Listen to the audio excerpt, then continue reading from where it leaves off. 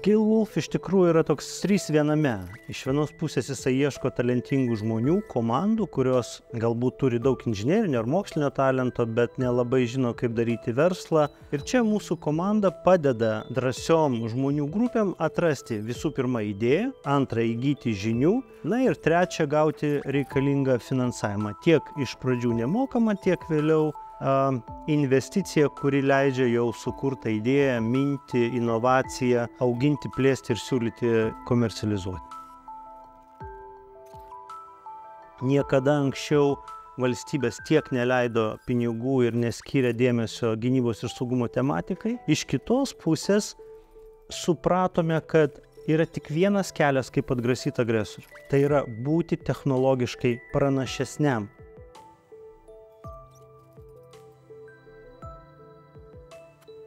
Gynybos saugumas yra ne tik kariuomenė ir ne tik tai karšta linija, tačiau ir visos kitos gyvenimo sritys. Ir tas pats dronas, jisai gali sėkmingai atlikti žvalgybą mūšio lauke, bet lygiai taip pat sėkmingai transportuoti donorą ir pakankamai dideliais atstumais ir tą daryti labai efektyviu būdu. Tai yra mūsų pagrindinis partneris ir įgalintojas, bet svarbiausia matyti, Invega yra investuotojas. Visų pirma, investuotojas, kuris tiki, kad šitoje srityje galima ir reikia pasidarbuoti. Per šį laikotarpį esame suformavę virš 40 komandų, kurias apmokėme gynybos ir saugumo tematikų.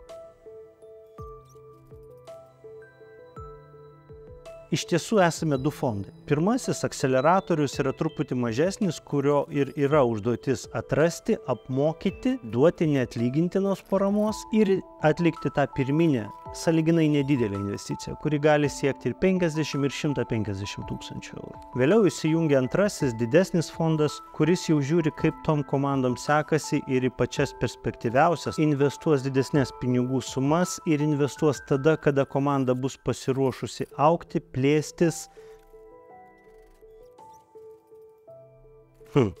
Šiek tiek išprotėjęs, jis pats būtų labai žingeidus. Tai mano supratimu, kai pamatau degančias akis, tokią crazy idėją ir didžiulį entuziazmą veikti, va tada galvoju, kad startuolis tikrai yra potencialus.